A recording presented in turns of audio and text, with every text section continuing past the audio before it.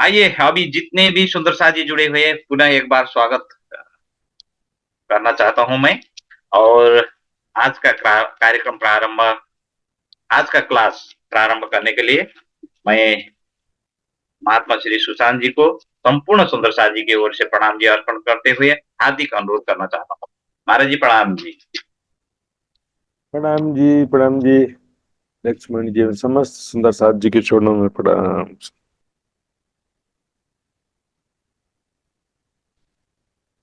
आइए सुंदर साथ जी राज जी का नाम लेके क्लास शुरू करते हैं।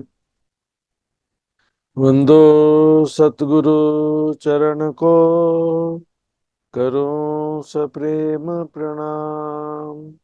अशुभ हरण मंगल करण, धनीषि देव चंद्र जी नाम।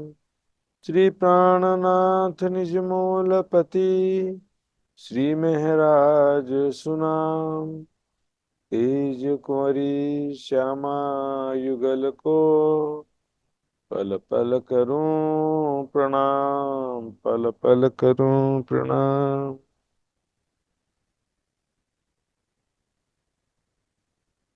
श्री महामत कहे हे मोमिनो, ये देखो हक की मेहर। जो एक एहसान हक का लीजिए, तो 14 तबक लगे जहर। तो 14 तबक लगे जहर।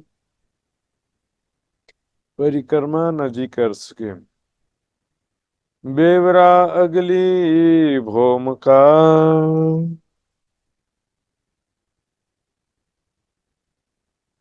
प्रणाम जी सुंदर साथ जी। बेवरा अगली भोम का। अब यह प्रकरण जो शुरू होने जा रहा है, यहाँ पर पुनः परम धाम के प्रेममयी लीलाओं का, वहाँ की सुंदर शोभा का, स्वरूपों का वर्णन होना शुरू हो रहा है। पिछले प्रकरण में थोड़ा सा डिस्क्रिप्टिव था, राज्य ने खेल क्यों दिखाया है, हंसी का वास्तविक का तात्पर्य क्या है, वो देखा था हमने। परिक्रमा न जी कर सके, अर्थ मतलब यहाँ पर रंगमहल, रंगमहल के नजदीकी परिक्रमा का यहाँ पर वर्णन हो रहा है। तो रंगमहल के नजदीकी परिक्रमा में रंगमहल के बाहर यार मंदिर भी आ जाते हैं। और हम देखेंगे चारों दिशाओं में क्या क्या है। पहले ब्लैक एंड व्हाइट में देख लेते हैं। ये है रंगमहल। ये पूर्व दिशा में 7 वन है, केल, लिबोई, अनार, अमृत, जाम्बू, नारंगी और बट है। उत्तर दिशा ये है, और ये दक्षिण दिशा। दक्षिण दिशा में बट पीपल की चौकी, कुंज निकुंज, और उसको सब तालाब वगैरह भी हैं। लेकिन यहाँ पर नजदीक परिक्रमा, नजदीक अर्थ के रंगमहल के नजदीकी परिक्रमा का वर्णन चल रहा है यहाँ पर सुंदर सा जी। पश्चिम दिशा में फूल बाग, नूर बाग है, अन्नवन, दुग्ध, दुलीचा, पश्चिम जोगान आदि। और रंगमहल के उत्तर दिशा में लाल चबूतरा है, ताड़वन है, बड़ोवन। यहाँ पर हम देखते हैं चौपाई में किस तरह से वर्णन किया गया है। बेवरा अगली भूम का। अगली भौम का मतलब यहाँ पर प्रथम भौम, रंगमहल की प्रथम भौम का वर्णन होने जा रहा है। और प्रथम भौम में भी पूर्व दिशा, सामने की दिशा का वर्णन हो रहा है। मेहराब और झरोखे, यानी यहाँ पर जो बाहरी हार मंदिर हैं पूर्व दिशा में, और इनमें जो मेहराबे हैं, झरोखे हैं, दरवाजे हैं और झरोखे हैं। झरोखे भी कई प्रकार के होते हैं सुंदर साथ जी, हम देखेंगे।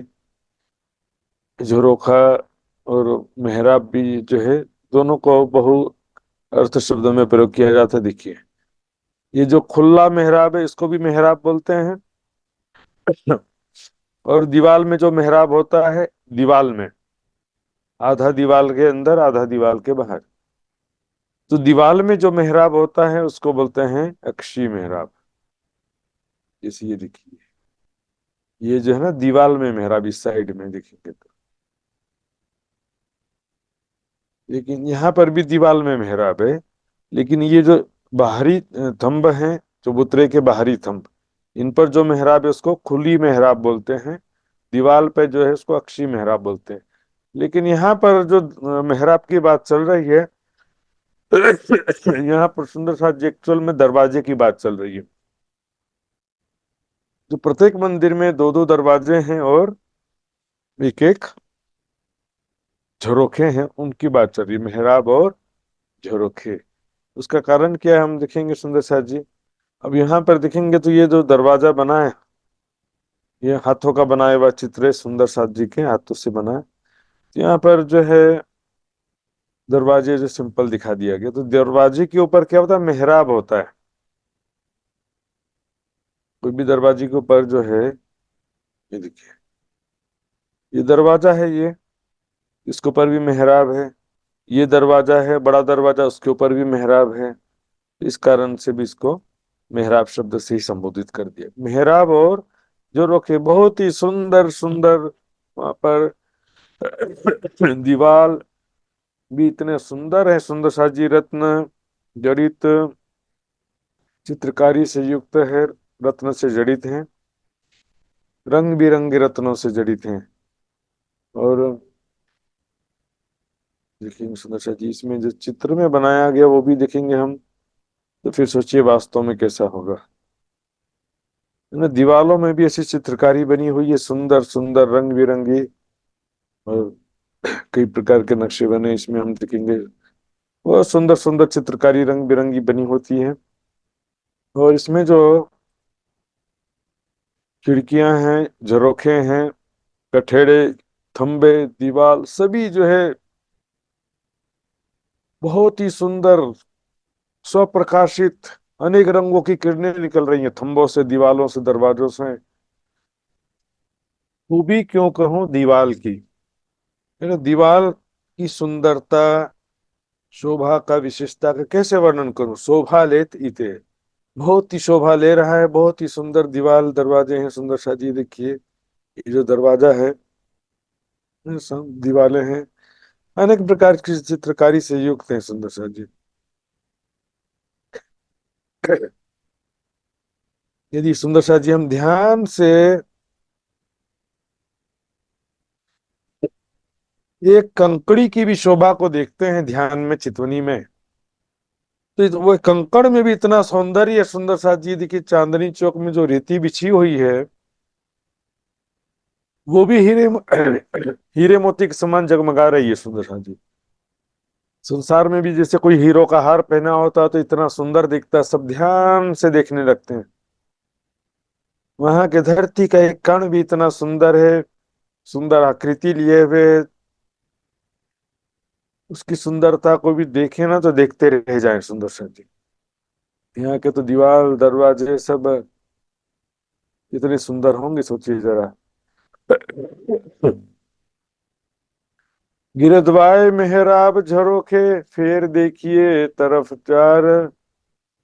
इन रंगमहल की जो बाहरी हार मंदिर है, उसमें चारों तरफ मेहराब और झरोखे हैं, मतलब दरवाजे और खिड़कियां हैं, और छज्जे भी हैं, थंबे हैं, मेहराबे हैं। एक यहाँ पर बात चल रही है, फिर देखिए तरफ चार, चारों दिशाओं में इस प्रकार से आई हैं मेहराबे, इसमें भी हम देख सकते हैं। और देखेंगे यहाँ पर चारों दिशाओं की बात चल रही है ना। हाँ। तो यहाँ पर जो है दूसरी ओम से 33 हाथ का छज्जा भी निकलता है। तो मेहराब और झरोखे यहाँ पर बाहरी हार मंदिर के दो दो दरवाजे और उनके बीच में स्थित एक झरोखा यानी खिड़की को कहा जा रहा है। इस तरह से चारों दिशाओं में जो बाहरी हार मंदिरों में 6000 मंदिर आए हैं ना, उन सब में ऐसी स्थिति है। इन मुख खूबी तो कहूँ जो होवे कहूँ सुमार। इन मुख खूबी तो कहूँ, इस मुख से उनकी सुंदरता का, विशेषता का वर्णन तो संभव है ना, जो उसकी कोई सीमा हो। बेशुमार सुंदरता है, अनेकों रंगों की चित्रकारी है, अनेक रंगों की किरणें हैं उसमें, उसका कोई सीमा नहीं है, सुंदरता बेशुमार है। जो एक बार देखो तो देखते ही रह जाओ, लगातार देखते ही रह जाए, ऐसा होता है सुंदर सा जी।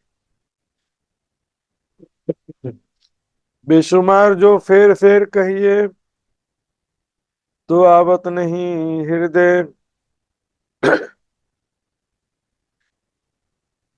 अब क्या होता है कि सुंदर सा जी बोले कि बहुत ज्यादा सुंदर है, बहुत ज्यादा सुंदर है, बेशुमार है, बार बार फेर फेर कहने से कोई फायदा होने वाला नहीं है।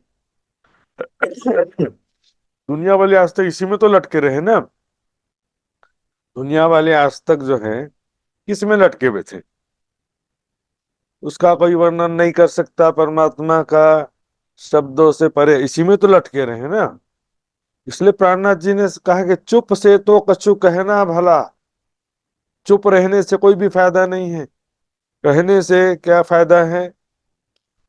परम धाम का चिंतन ध्यान पॉसिबल है इस वाणी के द्वारा। चुप से तो कछु कहना भला, रूह सुन पावे सुख। रूह को ये वाणी सुनने से, परिक्रमा की वाणी सुनने से आनंद की प्राप्ति होती है। सागर श्रृंगार की वाणी सुनने से आनंद की प्राप्ति होती है सुंदर सा जी। और चुप बोले कि बेशुमार है, अपरंपार है, उसका वर्णन संभव नहीं है। तो ऐसे में दिल में आवत नहीं हृदय, दिल में राज्य की परम धाम की शोभा कैसे बसेगी। बहुत सारे सुंदर साथ ऐसा बोलते ना, ये तो दुनिया के हिसाब से वर्णन कर दिया, ऐसा सुंदर साथ में भी कई बोलते हैं। दुनिया के हिसाब से वर्णन कर दिया है मतलब वाणी झूठी हो गई। सुंदर साथ जी ऐसा नहीं है, दुनिया के हिसाब से वर्णन, दुनिया का उदाहरण लिया है, लेकिन दुनिया में भी कहाँ से आया, दुनिया में भी तो परम धाम का ही प्रतिबिंब है ना सुंदर साथ जी।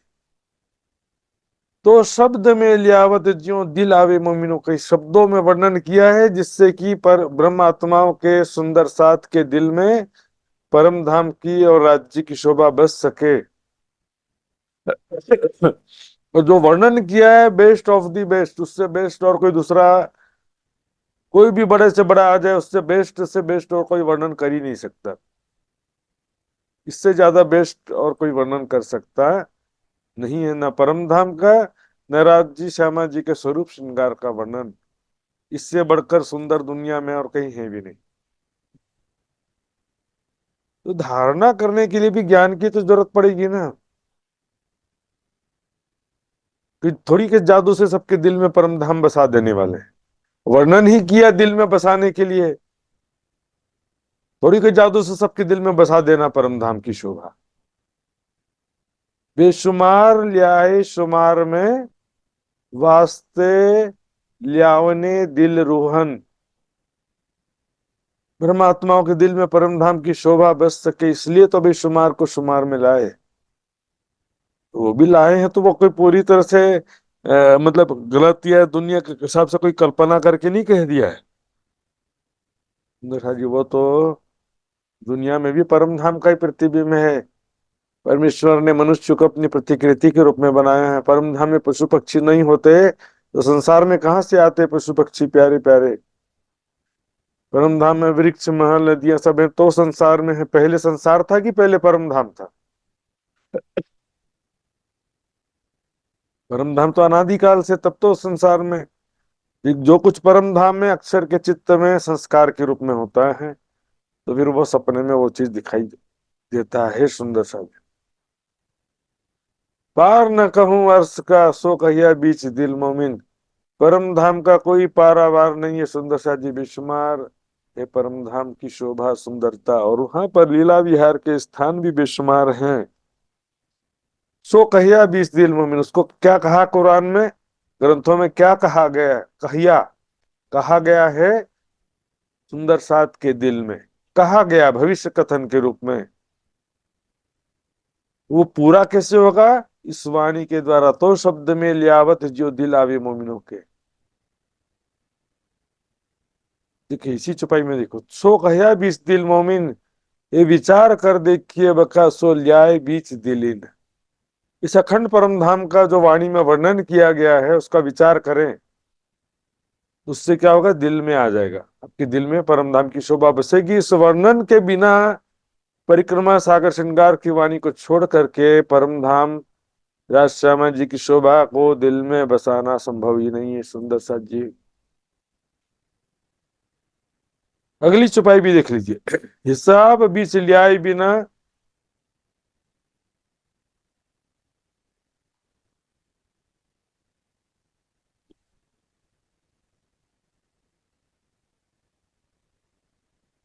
हिसाब बीच लियाई बिना हक ना आवे नहीं दिल माहे।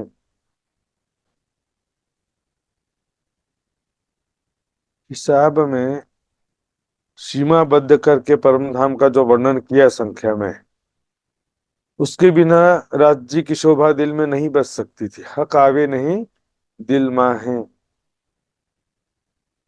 वर्णन के बिना राज्य की शोभा में दिल में बस ही नहीं सकती थी। सुंदर साथ जी, बेशुमार बेशुमार कह के परम धाम का यदि वर्णन ही नहीं करते तो परम धाम का चिंतन ध्यान करना, परम धाम की शोभा दिल में बसाना संभव ही नहीं था। इसीलिए तो कहा गया दिल बीच मोमिन, ये वर्णन के द्वारा परम धाम की शोभा स्वरूप लीलाओं का वर्णन करके अब सुंदर साथ का दिल अर्ज कर रहे हैं। तुम लिखिया फुरमान में हक अर्श मोमिन कलुब, आपने कुरान में लिखा है कि खुदा का अर्श मोमिनों का दिल होता है। सो सुकन पालो अपना तुम हो मेरे महबूब, अपना वचन पूरा करो। पहले से पूरा नहीं हो गया, पूरा करो कह रहे हैं। सो वचन पालो अपना तुम हो मेरे महबूब।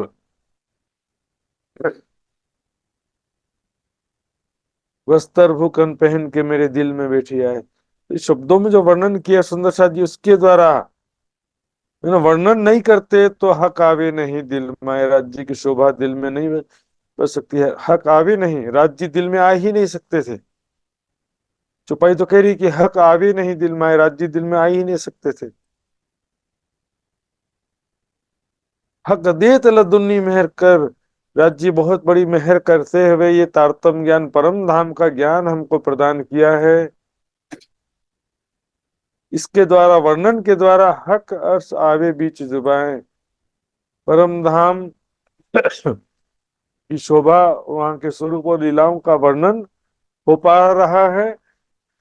और उस वर्णन के द्वारा परम धाम की शोभा परमात्माओं के दिल में बस पा रही है। सुंदर साथ जी,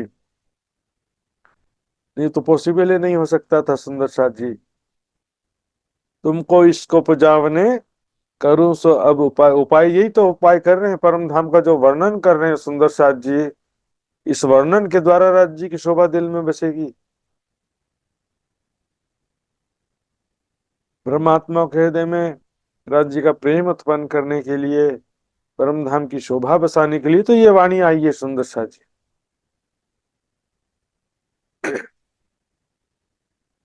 दो तरफ बड़े द्वार के, ये जो हांसे कहीं 50। आइए सुंदर साथ जी, वर्णन शुरू हो रहा है। बड़े द्वार के, रंग महल का जो मुख्य द्वार है उसके दोनों तरफ मिला के कुल 50 हांस कहा गया है। आइए देखते हैं किस प्रकार कहा गया है। रंग महल के टोटल कुल कितने हांस हैं, कोई सुंदर साथ बताना चाहे तो हाथ खड़ा कर सकते हैं। तो मित्र जी बताना चाहते हैं रंग महल में कुल कितने हांस हैं मित्र जी? 201 हांस महाराज जी। 201 हांस है, ठीक है। तो दूसरा प्रश्न है, पूर्व दिशा में, रंग महल के पूर्व दिशा में कितने हांस हैं? वृंदा जी बताएंगी। प्रणाम महात्मा जी। 50 51 हांस। जी जी, 51 हांस है, 51। पूर्व आज दिशा में 51 हांस हैं, उत्तर में, दक्षिण में और पश्चिम में 50-50 हांस हैं। तो पूर्व में 51 हांस क्यों हो गए हैं?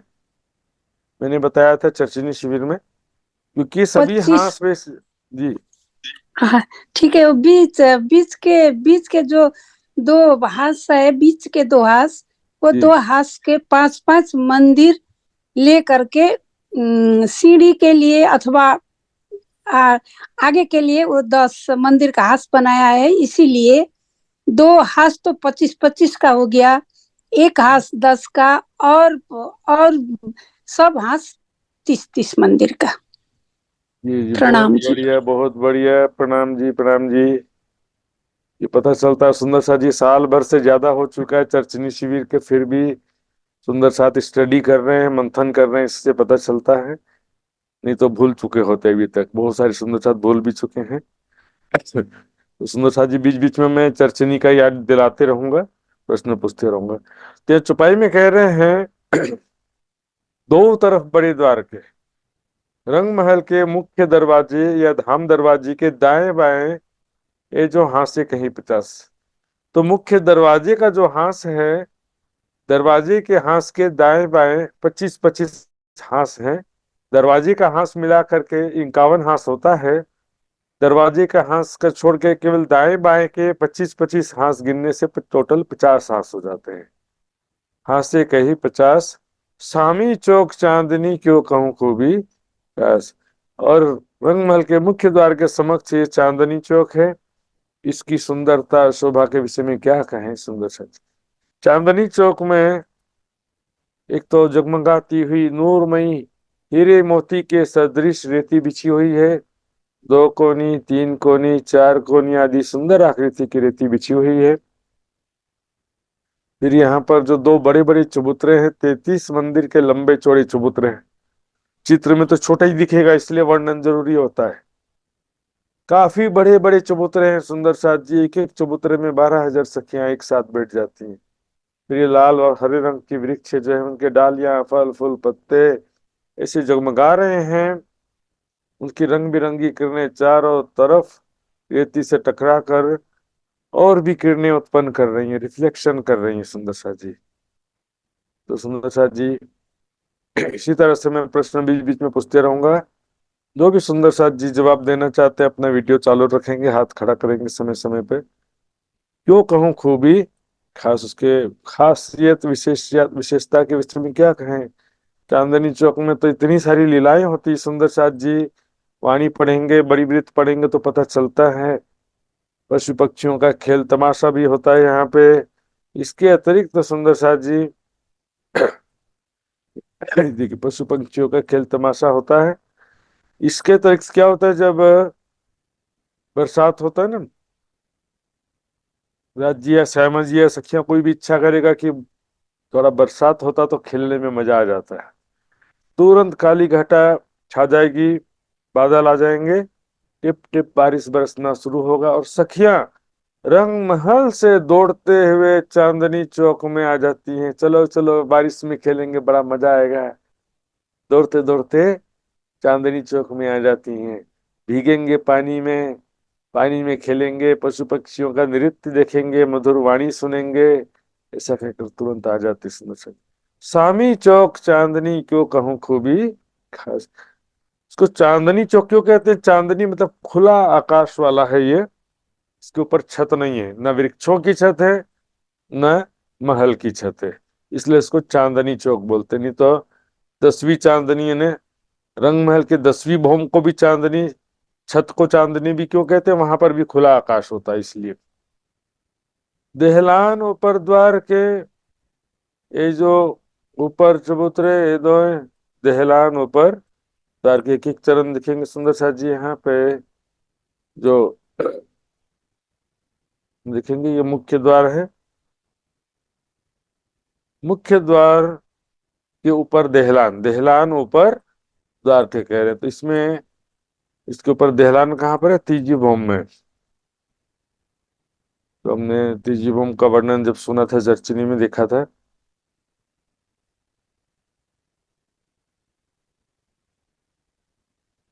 ये देखिए तीजी भौम की पड़साल है ना, तीसरी भौम में देहलान आया हुआ है, मुख्य दरवाजे के ठीक ऊपर। मुख्य दरवाजा और उसके दाएं बाएं के मंदिर के ऊपर देहलान आया हुआ तीजी भौम, इसलिए कह रहे देहलान ऊपर द्वार के। जो ऊपर चबूतरे दो और जो 2 चबूतरे हैं उनके ऊपर क्या है दिखते हैं। तो दो चबूतरे मतलब यहाँ किसकी बात चल रही है? जो दो चबूतरे आए हैं, सुंदर शाह जी फिर से मैं आपको नक्शा दिखा रहा हूँ।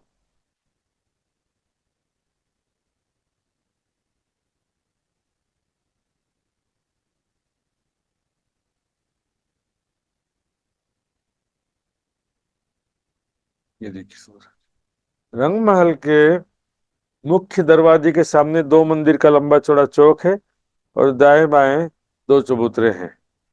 उसको हम, ये नक्शे में थोड़ा सा दिख रहा है, देखिए ये दो चबूतरे हैं दाएं बाएं। ये चबूतरे जो हैं 4 मंदिर के लंबे हैं और 2 मंदिर के चौड़े हैं। 2 मंदिर का चौड़ा है ये। तो इसके ऊपर दूसरी भौम में झरोखा बना है और तीसरी भौम की पड़साल बनी है। पहली भौम में दो चबूतरे अलग अलग हैं, दूसरी भौम में भी दो झरोखे हैं, वो भी अलग अलग है, लेकिन तीसरी भौम में एक ही पड़साल हो गई है, बीच का हिस्सा भी जुड़ गया उसमें। ऊपर चबूतरे दोय जो ऊपर चबूतरे दोय चार चार मंदिर दो तरफ के ऊपर लग चांदनी सोए। इसमें क्या हो कि दोनों तरफ के जो चार चार मंदिर, मुख्य दरवाजे के जो चार चार मंदिर हैं दाएं बाएं, उनके सामने दोनों चबूतरे आए हैं और इनके ऊपर 10वीं भौम तक के थंबों के ऊपर थंबे आते गए। देखिए ये देखिए, हीरे के ऊपर हीरे के थंब 10वीं चांदनी तक आए हैं, माणिक के ऊपर माणिक के थंब 10वीं चांदनी तक आए हैं। नहीं, लेकिन देहलान तीसरी भौम में ही आया है सुंदर सा जी, देहलान हर भौम में नहीं आया। और साल बालकनी जो है वो हर भौम में आई है 10वीं चांदनी तक। हांस 50 अगली दीवालें यानी रंगमहल की पूर्व दिशा में जो बाहरी हार मंदिर हैं, उनमें जो बाहरी दीवाल है, रंगमहल के बाहरी हार मंदिर की बाहरी दीवाल, उसको वाणी में कई जगह 50 हांस भी लिखा है, कई जगह 51 हांस भी लिखा है, क्योंकि गिनती के 50 हांस हैं, देखने के 51 हांस है। यदि एक हांस में 30 मंदिर कहेंगे तो गिनती के 1500 मंदिर में 50 हांस होते हैं, लेकिन बीच में 5-5 मंदिर 2 हांस का लेकर के एक नया हांस बन गया, दरवाजे का हांस। इस कारण 51 हांस भी कहते हैं। यहाँ पर 50 हांस का मतलब पूर्व दिशा में जो 1500 मंदिर आए हैं, उनकी बाहरी दीवार में क्या है, वहां पर दो तरफों 25-25 शेरें की जो चित्र में देखते हैं, देखिए यहाँ पर जो दरवाजे का हांस है वो 10 मंदिर का हांस है, इसमें दाएं बाएं के हांस में से 5-5 मंदिर लेके बना है। और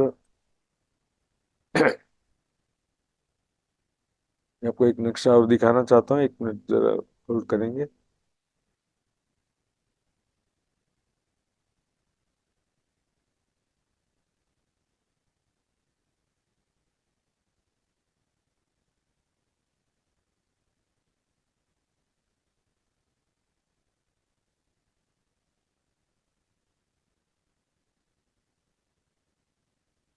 ये देखिए सुनो साथियों, क्या होता है कि यहाँ पर जो 2 हांस में 30-30 मंदिर थे, तो दाएं बाएं के हाथ से 5-5 मंदिर लेके 10 मंदिर का एक दरवाजे का नया हांस बन गया। इसके बाद जो दाएं बाएं जो एक एक हांस है वो 25-25 मंदिर है उसमें, फिर बाकी हांस 30-30 मंदिर के हो जाते हैं सुंदर शहर जी। इसी को चौपाई में कह रहे हैं, दो तरफों 25-25 मंदिर है। दरवाजे के हांस के दाएं बाएं जो एक एक हांस है, दरवाजे के हांस के दाएं बाएं के हांस में 25-25 मंदिर हैं। वृंदा जी ने भी बताया था अभी, 2 मेहराब बीच झरोका, हर हांसे मंदिर 30। फिर उसके बाद में जो हांस है, प्रत्येक हांस में 30 मंदिर हो जाता है। दरवाजे के हांस में 10 मंदिर हैं, इसके दाएं बाएं के हाथ में 25-25 मंदिर हैं। इसके अलावा बाकी सभी हाथों में 30-30 मंदिर हैं सुदर्शन जी। तो उनमें क्या है, दो मेहराब बीच झरोखे, इन्हें दो दरवाजों के बीच में एक झरोखा आया है। तो किस प्रकार आया देखते हैं सुंदर शाह जी, आइए।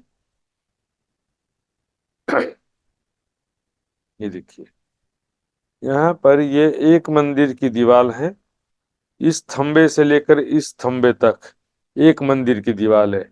उसमें ये देखिए दो दरवाजे हैं, एक दो, और बीच में एक झरोखा है। इस प्रकार से प्रत्येक बाहरी हर मंदिर में दो दो दरवाजे हैं और एक एक झरोखा है। इसी को कह रहे दो मेहराब बीच झरोखे। लेकिन जो 10 मंदिर की हाथ से, उनके मंदिरों में झरोखे नहीं है, दो दो दरवाजे तो हैं, झरोखे नहीं है। दो मेहराब बीच झरोखे।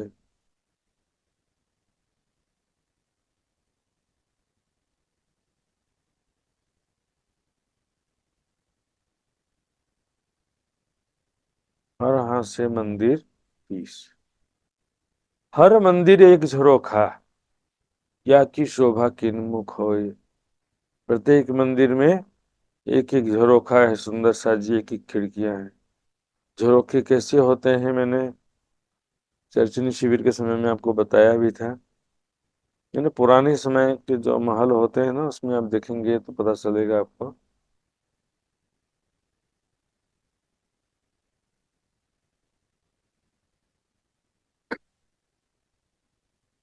क्या होता है कि दीवार से थोड़ा सा छज्जा जैसा बाहर निकला होता है, उसके ऊपर फिर थंबे होते हैं, फिर छत बन जाता है, गुम्मट बन जाता है।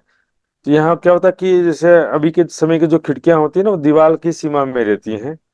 लेकिन पहले जो झरोखे होते थे, खिड़कियां होती थी, वो छज्जे रूप के रूप में होती थी।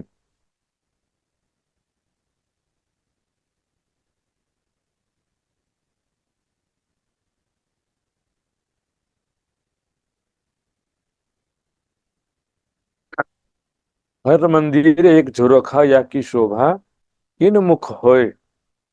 उसकी शोभा का वर्णन किस मुख से करें।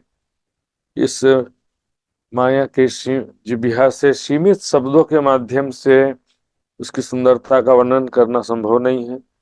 और जितना वर्णन किया गया उसके आधार पर ध्यान करना संभव है। परम धाम का ध्यान फिर करेंगे तो और भी ज्यादा आनंद प्राप्त होगा। आए लग गया वन दिवाले, देत मीठी खुशबू। तो जो बाहरी हार मंदिर है, बाहरी हार मंदिर में जो बाहरी दीवार में झरोखे हैं, झरोखे से क्या हो रहा है, बाहर सामने जो भी वन है उसकी डालियां उन झरोखे से लगी हुई हैं।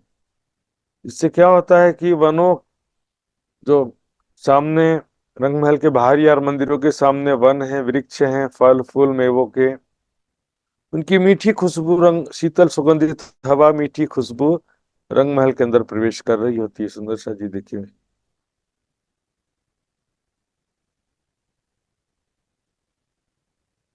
क्या होता है कि जैसे ये इधर बाहरी हार मंदिर है मान लीजिए, या थोड़ा ज्यादा दूरी बताया है, ये नजदीक है, नक्शे में एक्चुअल में नजदीक होगा। तो यहाँ से क्या होता है कि यहाँ पर जो भी सुंदर तो है वृक्ष, लेकिन उसकी सुंदर खुशबू भी जो है वो शीतल सुगंधित हवा के साथ में रंग महल के अंदर प्रवेश करती है। सुंदर सा जी, इसलिए जो झरोखा है, इससे क्या होता है, जब सखियां इन झरोखों पर आकर बैठती हैं तो सामने चारों तरफ जो भी नजदीकी परिक्रमा में चारों तरफ जो भी बगीचे आए हैं, उनके सुंदर खुशबू, सुंदर दृश्य यहाँ से दिखाई देता है।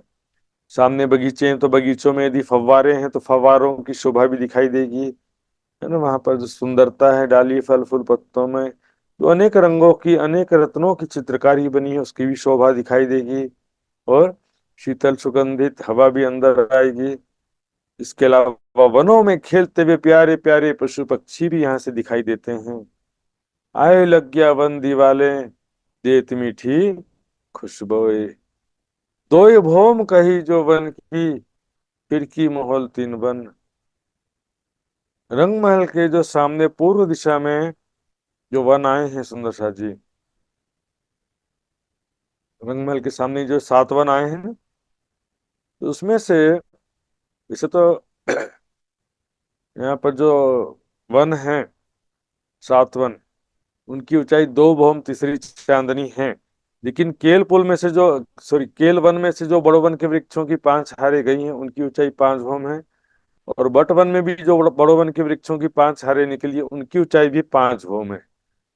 तो बीच का ये जो 5 भौम है, 5 वन है बीच के, इनकी ऊंचाई 2 भौम की दिखाई देती है। इसको आप यहाँ भी देख सकते हैं, देखिए यहाँ पर बीच के जो 5 वन है वो थोड़ा नीचे दिख रहे हैं, और यहाँ से केल वन में से जो बड़ो वन की वृक्षें आ रही हैं, और बट वन में से जो बड़ो वन की वृक्षें 5 हारे जा रही हैं।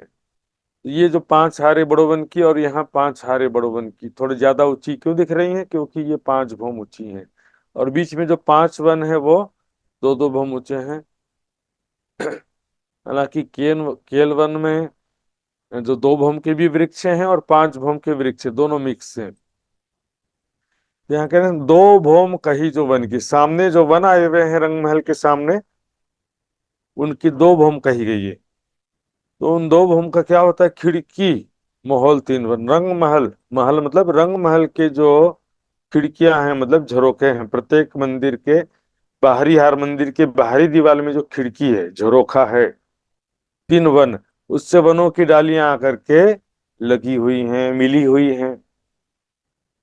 बाहरी हर मंदिर के बाहरी दीवार में देखिए झरोखे हैं। अब वो क्या होता है? पहली भौम में जो झरोखा है वो 22 हाथ ऊपर होता है। पहली भौम में जो झरोखा है 22 हाथ ऊपर क्यों होता है? कि उसके नीचे से आना जाना करते हैं, इसलिए झरोखा ऊपर है, क्योंकि डालियां आकर के मिलेंगी। तो थोड़ा ऊपर ऊपर होना चाहिए ना, नहीं तो फिर नीचे से आना जाना मुश्किल होगा। लेकिन दूसरी भौम की जो डालियां हैं वो तीसरी भौम से सीधे तीसरी भौम के छज्जे से जाके मिल जाती है। इसलिए दूसरी भौम के जो झरोखे हैं वो 3 हाथ ऊपर ही हैं, लेकिन पहली भौम के झरोखे हैं वो 22 हाथ ऊपर है। इसका ये कारण है क्योंकि इस 22 हाथ ऊपर झरोखे आके मिलते हैं, वनों की डालियां 22 हाथ ऊपर मिलती है। तो 22 उसके नीचे का जो 22 हाथ का ऊंचाई का जगह है, वहां से सखियां आना जाना करती हैं, और दूसरी भौम में उसकी जरूरत नहीं पड़ती है, क्योंकि यहाँ पर 33 हाथ का चौड़ा छज्जा है, उससे ही झरोखे वनों की डालियां मिल जाती हैं। तो कोई दिक्कत ही नहीं होता इसमें। तो उसका कहने का भाव है कि दोनों वनों के वृक्षों की डालियां बाहरी हार मंदिरों के झरोकों से मिली हैं। हालांकि पहली भौम का झरोका 22 हाथ ऊपर है, दूसरे भौम में 33 हाथ का झरोखा ही निकला हुआ है, छज्जा निकला हुआ है। दो ही भौम जो कही, दो ही भौम कही जो वन की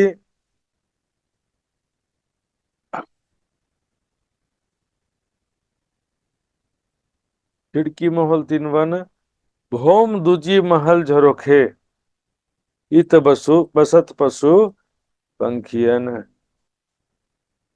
तो रंग महल की जो दूसरी भौम है और उसके जो झरोखे हैं, उनसे वनों की दूसरी भौम की डालियां, दूसरी भौम की डालियां मतलब तीसरी भौम की तीसरी भूमिका, दूसरी भौम का छत और तीसरी भूमिका एक ही होता है ना।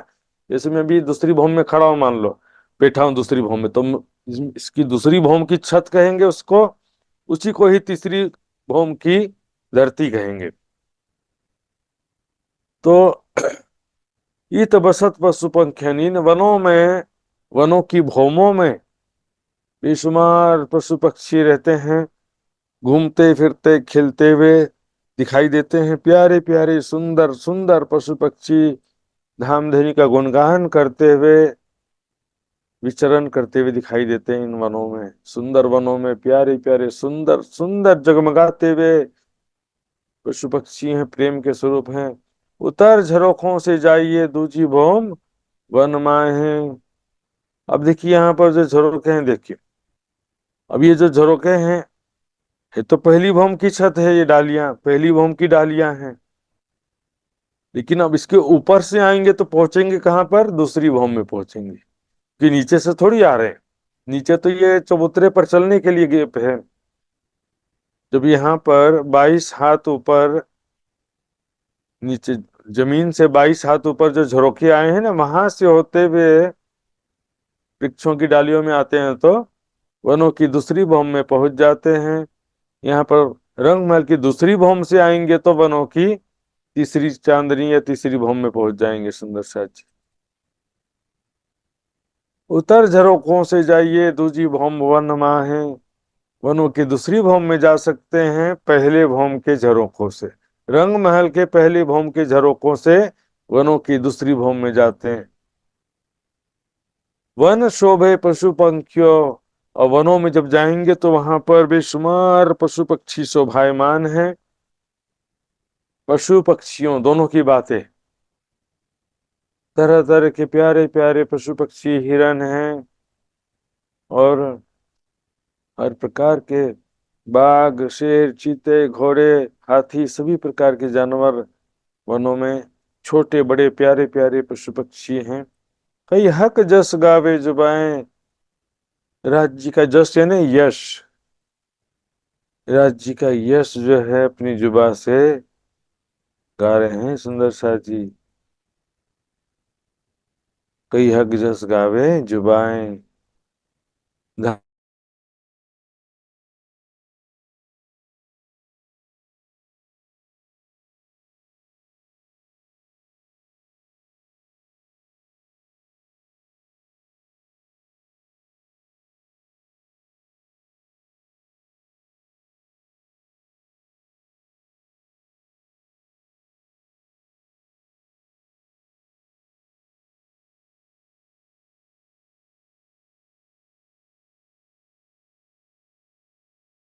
आगे जा भी नहीं पाएंगे सुंदर सा जी।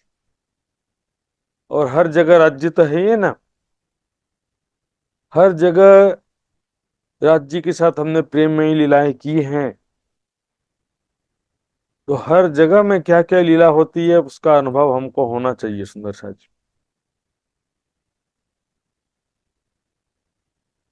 चल जाइए सातों घाट लग खूबी देखो ये खुशहाल, कई विध हक जिक्र करें प्यारे पशु पक्षी अपने हाल। अपने हाल मतलब प्रेम में डूबे हुए, धाम धनी के प्रेम में डूबे हुए राज्य का जिक्र करते हैं। जिक्र करना मतलब राज्य का गुणगान करते रहते हैं, राज्य का स्वरूप का वर्णन करते हैं, उनके प्रेम का वर्णन करते हैं, और श्यामा जी सखियों का भी वर्णन करते हैं सुंदर साथ जी, क्योंकि हमारे भी तो आशिक हैं, हमारे भी लाडले, हमारे मन के स्वरूप हैं प्यारे प्यारे पशु पक्षी। इश्क जुबा वाणी गावहीं, इश्क के जुबा से वाणी गाते हैं, प्रेम से परिपूर्ण वाणी गाते हैं।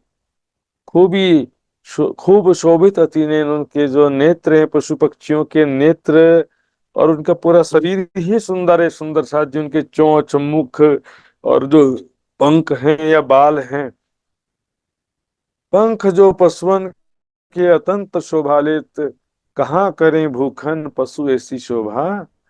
ये आभूषण क्या करेंगे सुंदर शाह जी, इसके सामने पशु इतनी शोभा देते हैं। मगन होत हक सिफत में मुख मीठी बाणी बैन, मगन होत हक सिफत में, पशु पक्षी जो है राज्य की सिफत में, प्रशंसा में, गुणगान में, वर्णन करने में ही मग्न रहते हैं, राज्य के प्रेम में डूबे रहते हैं। मुख मीठी बानी बैन, उनकी जो वाणी है मधुर है बहुत, उनकी बैन आवाज जो है बहुत ही मधुर आवाज है। प्रेम पूर्वक राज्य का गुणगान करते हैं, उनके नाम पिया पिया धनी धनी लेकर के पुकारते ही रहते हैं। कई पियूं पियूं कर बोल ही कई करें खसम खसम, कई जो है पिया पिया कई धनी धनी मुख बोल ही कई कहें तुम ही तुम, मुख मीठी बानी बन किन विध कहूं पशु पंखियों परों पर चित्रामन, पशु पक्षियों के पंखों पर जो चित्र बने हुए हैं, बालों पर शरीर पर जो चित्र बने हैं, ऐसा लग रहा है जैसे कि रत्नों का चित्र बना हुआ है। देखने से लग रहा है, छूने से नहीं।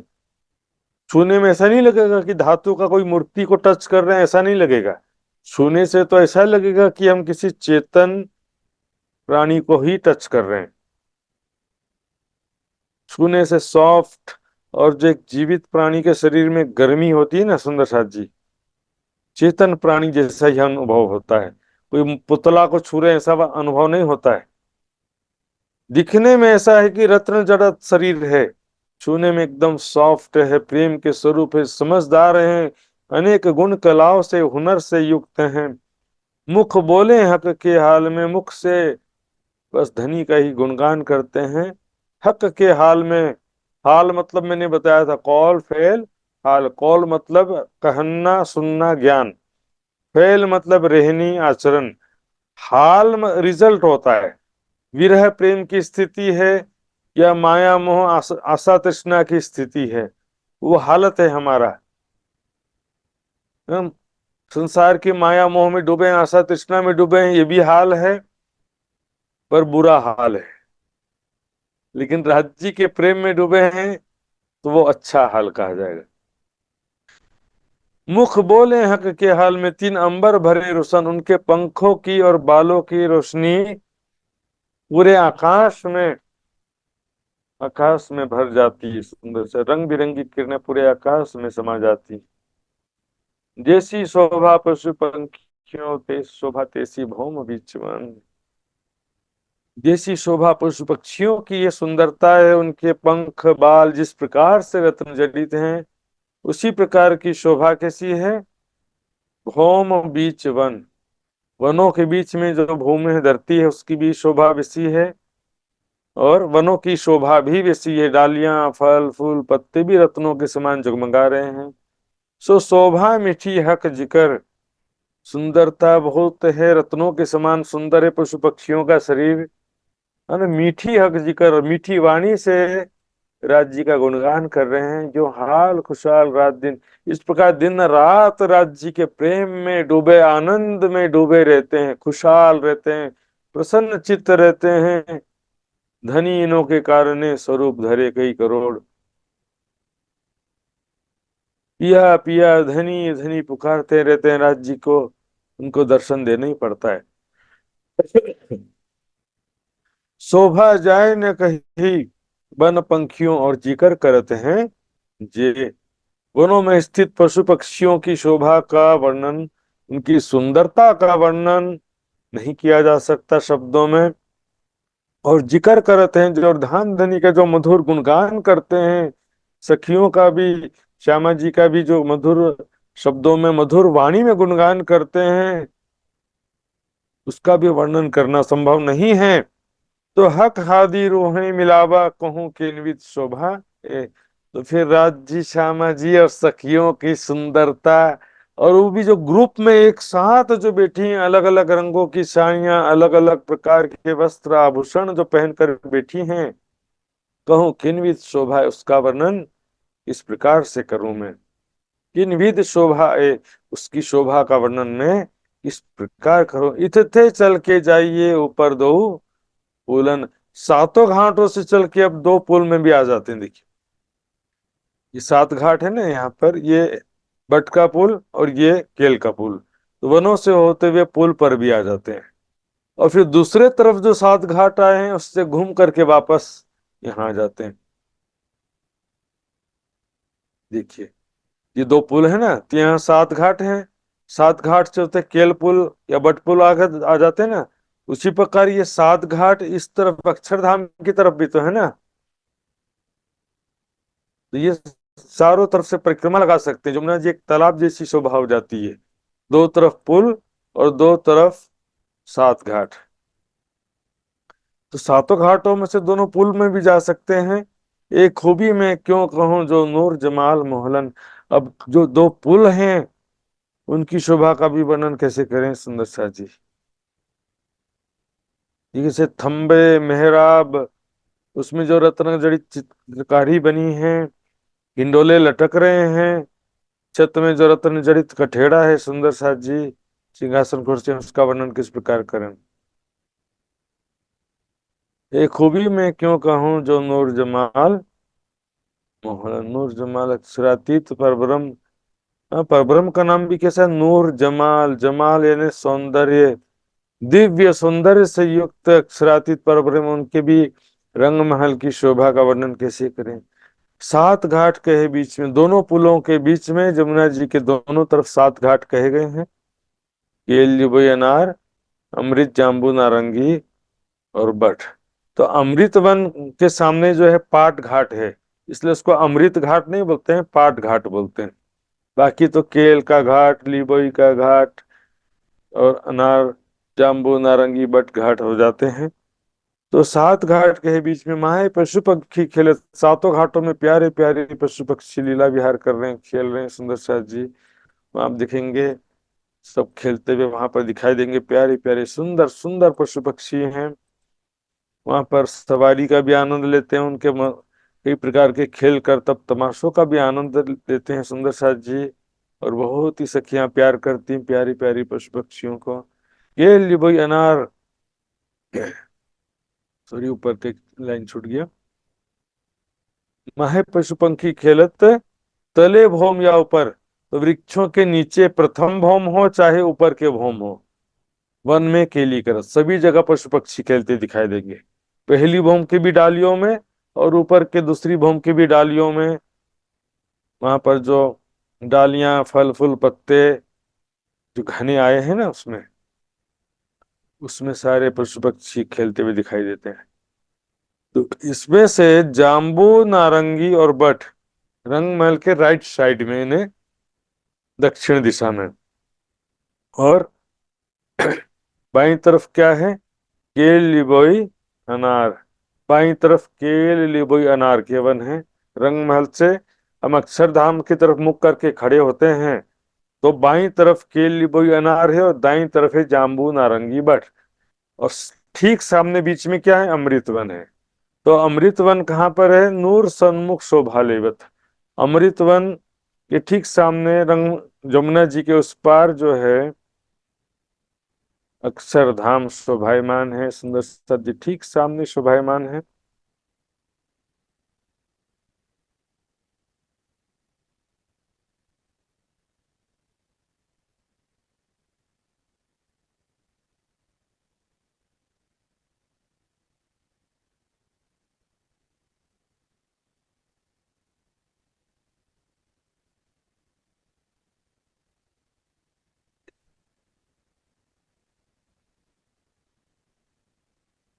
दोए पुल 7 घाट बीच में पाट घाट विराजत। दो पुल और 7 घाट के भी बीच में कहो चाहे दोनों पुलों के बीच में कहो, यहाँ पर क्या है, पाट घाट विराजत। पाट घाट यमुना जी के ऊपर शोभायमान है। पाट घाट, 2 पाट घाट है, एक रंग महल की तरफ और एक अक्षरधाम की तरफ। पाट घाट की लंबाई चौड़ाई कितनी है वही सुंदर साथ बताना चाहेंगे। हाथ खड़ा करिए सुंदर साथ जी। और भी कुछ सुंदर साथ नया सुंदर साथ भी बताना चाहता है तो बता सकते हैं। आइए मित्र जी से सुनते हैं, पाट घाट कितना लंबा चौड़ा है, बताइए मित्र जी। 150 मंदिर का लंबा चौड़ा जी जी महाराज। बिल्कुल सही जवाब है सुंदर साथ जी, बिल्कुल सही जवाब। 150 मंदिर का लंबा चौड़ा है पाट घाट। बहुत बहुत धन्यवाद मित्र जी, आपने बिल्कुल सही जवाब दिया। तो ये दोनों पुलों के 7 घाटों के बीच में है। अब इसका हम कलर चित्र देखेंगे तो पता चलेगा। चारों दिशाओं में देखिए कुल 12 थंब हैं और 5 रंग के 12 थंब हैं। चारों कोनों में नीलवी के थंब हैं। यहाँ देखेंगे पश्चिम दिशा में 5 के 2 हरे रंग के थंब, पूर्व दिशा में माणिक के 2 लाल रंग के थंब हैं, उत्तर दिशा में पुखराज के पीले रंग के थंब, दक्षिण दिशा में हीरे के सफेद रंग के 2 थंब। अत्यंत सुंदर पाट घाट है, वो भी 150 मंदिर का लंबा चौड़ा है, काफी लंबा चौड़ा। सुंदर साथ जी यहाँ पर तो रामते खेलते हैं पाट घाट की देवरी में, जहां रामत कीजिए राज। बीच दो दरबार के वन अंबर जोत धरत। 2 दरबार मतलब रंग महल और अक्षरधाम दोनों के बीच में यहाँ पर देखेंगे 7 वन 7 घाट, इधर भी है जमुना जी के इस पार भी है, जमुना जी के उस पार भी है। वन अंबर ज्योत धरत, वनों की रोशनी अंबर यानी आकाश तक जा रही है सुंदर सा जी। वनों की रोशनी आकाश तक जा रही है। जो घड़नाले पुल तले 10 10 दो के घड़ नाले, मतलब क्या होता है, नीचे जो मेहराब है जल की जमीन में, ये जो पुल है ना, तो पुल में 11 तंबों की 11 हारें होती हैं, तो जल की जमीन में भी 11 तंबे की 11 हारें हैं। 11 तंबों के बीच में 10 मेहराबें जो है वो 10 घड़नालों के रूप में है। उससे क्या होता है कि ये देखिए चित्र में ये लकीर बना ना, नहर का लकीर बना, 1 2 3 4 5 6 7 8 9 10, 10 नहरें हो जाती हैं। 11 थंबों के बीच 10 मेहराबों के नीचे से 10 नहरें प्रकट होती हैं। जो घर नाले पुल तले 10 10 दो के दोनों पुलों के नीचे से 10 10 नहरें निकलती हैं। 10 नहरें चली डोली बंद, बड़ी अचरज खूबी है, बिल्कुल एक सीध में 10 नहरें चलती हैं। देखिए ये जो पहली मेहराब में से जो नहर निकली है वो जाकर के बट पुल के भी जो पहली मेहराब है उसी के नीचे से जाएगी, एक सीध में चल रही है। देखिए पहली नहर, यहाँ पर जो जल की जमीन में 10 मेहराबें हैं ना, तो पहली मेहराब से जो नहर निकली वो बट पुल के भी पहली मेहराब के नीचे से ही जाएगी। इस तरह से सब अपने अपने सीध में 10 नहरें चल रही हैं। बहुत अचरज आश्चर्यजनक शोभा है। दो पुल देख के आइए निकुंज मंदिरों पर। इस प्रकार दोनों पुलों की शोभा देख करके निकुंज वन की शोभा देखने के लिए आ जाइए कह रहे हैं। सबसे पहले देखेंगे निकुंज वन का लोकेशन क्या है। देखिए ये तो केल पुल बट पुल हो गया, तो यहाँ पर ये हो गया कुंज निकुंज। यहाँ बट पुल से सीधे कुंज निकुंज वन में आ जाते हैं। यहाँ पर कुंज निकुंज वन में दो प्रकार के वन होते हैं। देखिए गोल हवेली को निकुंज बोलते हैं और चौरस हवेली को कुंज बोलते हैं। चाहे चौरस हो चाहे गोल हो, यहाँ पर डाली फल फूल पत्तों के ही ये महल बने हुए हैं सुंदर सा जी। तो कुंज निकुंज वनों की शोभा देखिए, निकुंज मंदिरों की शोभा देखो, इधर देख देख के देखिए, खूबी जुबा कहे क्यों है पर। अब सुंदर सा जी चौपाई में तो संक्षिप्त में कह दिया यहाँ पर, अब ये चौपाई कौन समझेगा?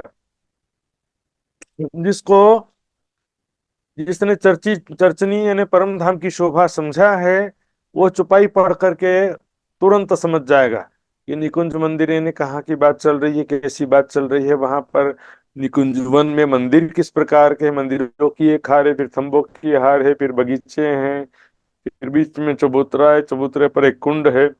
सारी बात जो है अपने आप जो पहले से शोभा समझे हैं ना, तो चौपाई में वो एक शब्द सुनते भी वो शोभा आपके हृदय में खड़ी हो जाती है सुंदर सा।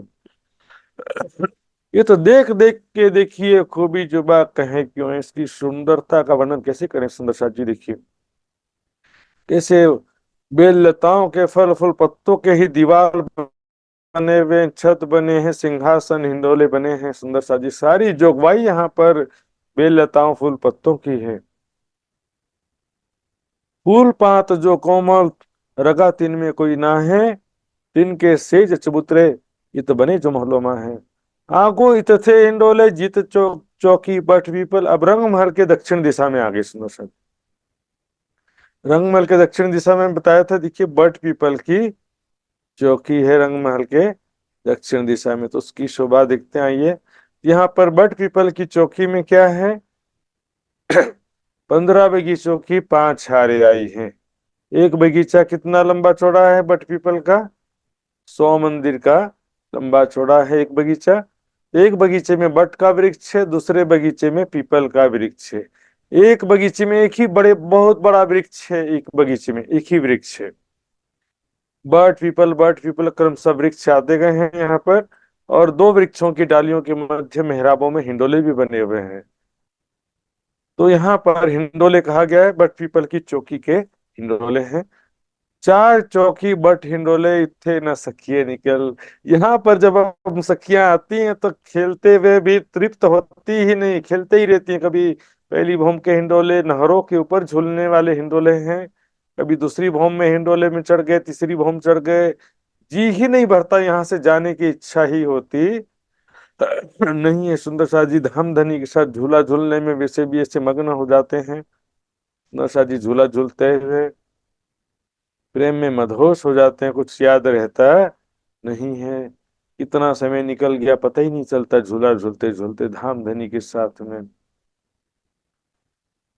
चार चौकी क्यों कहा गया है? बगीचों की पांच हारें हैं, तो पांच हारों के बीच में चार मेहराबें बनती हैं, चार चौके बनती हैं। इसलिए वृक्षों की पांच या बगीचों की पांच हारें हैं, 15 बगीचों की पांच हारें। देखेंगे इसका जो रेखा चित्र है, देखिए यहाँ पर एक दो तीन चार पांच वृक्ष हैं, पांच बगीचे हैं। तो क्या होता है, चार वृक्षों के बीच एक चौक बनता है। तो एक चौक, दो चौक, तीन चौक और चार चौक। हारों के बीच में चौकियों की चार हारें हो जाती है सुंदर साथ जी, या चौकों की चार हारें भी कह सकते हो आप। चार चौकी बट हिंडोले इथे न सके निकल, दूजी भौम जो चौकियों दौड़ जाइए तिथे थे। बट पीपल की वृक्षों की जो दूसरी भौम है, उससे दौड़ते हुए जाएंगे तो रंग महल के कौन से भौम में पहुंचेंगे सुंदर? बट पीपल की दूसरी भौम से रंग महल की कौन सी भौम में पहुंचेंगे बताइए? बट पीपल की दूसरी भौम से रंग महल की कौन सी भौम में पहुंचेंगे? कोई बताना चाहेगा सुंदर शाह जी? वृंदा जी बताना चाहती हैं? ये वृंदा जी से पूछते हैं। अनम्यूट कीजिए वृंदा जी, अनम्यूट करिए पहले। बट पीपल की पहल दूसरी भूम से रंगमहल में पहले भूम में पहुंचते हैं। जी जी बिल्कुल सही जवाब है, क्योंकि बट पीपल की चौकी जमीन पर आई है और रंग महल एक भौम ऊंचे चबूतरे पर आया है सुंदर से। इस कारण से दूसरी भौम से जाएंगे तो रंग महल के पहली भौम में पहुंचेंगे। तो पहली भौम का भी जो झरोखा है रंग महल का, वो 22 हाथ ऊपर है। उस झरोखे से जाते तो रंग बट पीपल की चौकी के दूसरी भौम में पहुंचते हैं। इसको चित्र में भी देख करके आप अच्छी तरह से समझ सकते हैं। मैं चित्र भी दिखाता हूँ आपको, देखिए ये बट पीपल की चौकी का पहला भौम है और ये है दूसरा भौम। दूसरी भौम से जाएंगे तो रंग महल के पहली भौम में पहुंचेंगे। हालांकि पहली भौम में पहुंचने के बाद 22 सीढ़ी नीचे उतरना पड़ेगा आपको। हालांकि तीसरी भौम से रंग महल के दूसरी भौम में जाएंगे तो यहाँ पर सीधे सीधे छज्जे में चले जाते हैं, इसमें उतरना नहीं पड़ता है सुंदर शाह जी। बीच मेहराबों कूद के उतर आई अर्श में। अर्श मतलब रंग महल, यहाँ भी रंग महल के लिए अर्श शब्द प्रयोग हुआ है। तो मेहराबों यानी झरोखों से अंदर आकर के रंग महल में पहुंच जाते हैं। ये रंग महल से वनों में भी जा सकते हैं और वनों से रंग महल में आ सकते हैं। अभी सामने के जो वन है वहां से गए थे हम, यमुना जी सात घाट केलपुल बटपुल गए थे, फिर वापस कहाँ से आ गए? कुंज निकुंज से होते हुए भट पीपल से होते हुए रंग महल वापस आए। क्योंकि हमको रास्ता मालूम है तो कहीं से भी जाइए और कहीं से भी आ सकते हैं।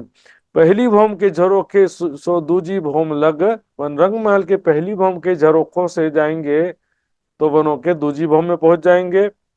ए झरोखे के बराबर दूजी भौम, भौम दूजी हिंडोलन। क्योंकि यहाँ से देखिए वनों की दूसरी भौम से रंग महल के पहली भौम में जाते हैं, लेकिन ये जो डालियां हैं 22 सीढ़ी नीचे उतर जाती है। 22 हाथ 22 सीढ़ियों के रूप में नीचे उतरती है। तो ये भूमिका जो है वो रंग महल के भूमिका के बराबर है। लेकिन यहाँ से 22 हाथ की सीढ़ियां चढ़ी हैं, फिर 22 हाथ ऊंचे झरोके से मिली है। तो क्या होता है कि जो हिंडोले आए हैं दूसरी भौम के हिंडोले, ये झरोखे के समान ऊंचाई में, इन्हें जमीन से 22 हाथ ऊपर है ये हिंडोले। पहली भौम फूल बागलों दीवाल देखिए दिल धर, ये झरोखे के बराबर भौम दूजी हिंडोलन। सुंदर था जी, समय हो गया मेरा, इसलिए अभी आगे का चौपाई जो है अगले चर्चा में लेंगे। पहली भौम के झरोखे सो दूजी भौम लग, वन दूसरी भौम जो वनों की दूसरी भौम है, रंग महल की पहली भौम के झरोकों से रंग वनों के दूसरी भौम में जाया जाता है। और दूसरी भौम के जो हिंडोले हैं वो झरोखे के समान ऊंचाई में है। यानी जो झरोखे हैं पहली भौम के झरोखे 22 हाथ ऊपर हैं, इस प्रकार से हिंडोले भी दूसरी भौम से 22 हाथ ऊपर है। आई सुंदर साथ जी चौपाई दोहराते हैं, फिर कोई सुंदर साथ की जिज्ञासा होगा तो वो भी यहाँ पर पूछ सकते हैं सुंदर साथ जी। पहली भौम के झरोखे पहली भूम के झरोखे, सो दूजी भोम लगवाना, तो दूजी भौम लगबाना,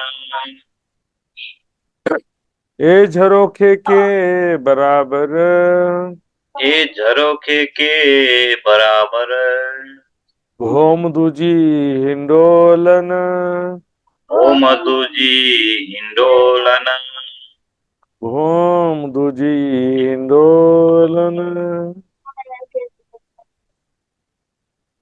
बोलो श्री प्राणनाथ प्यारे की जय, धाम के धनी की जय, सर्व सुंदर साथ की जय। प्रणाम जी। धाम के धनी की जय। बहुत बहुत आभार प्रकट करना चाहता हूं मैं महात्मा श्री सुशांत जी के प्रति। सुंदर साथ जी, हमें लग रहा है फिर चर्चनी रिपीट हो रहा है। सुंदर साथ जी को फिर याद आ रहा है रंगबहल के प्रथम, दूजी, तीसरी, चौथी भौम, चांदन चौक, सात घाट और सात वन, सभी सुंदर साथ जी को रिपीट हो रहा है। और सभी सुंदर साथ जी आनंद मंगल होकर इस क्लास में रहे हैं, तो अपने सूरत को धामधनी के चरण कमल में परम धाम में पहुंचा रहे हैं। तो सुंदर साथ जी आइए, हम 5 मिनट में, कुछ जिज्ञासा है आज के क्लास में, तो हम सुंदर साथ जी भिडियो अन करके रख सकते हैं।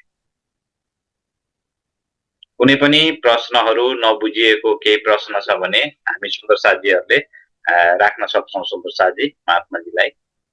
तो हमें विश्वास है सब सुंदर साथी सरल और सहज रूप से समझ रहे हैं शिवराज जी के मेहर से और महात्मा जी के जो इतने मेहनत से।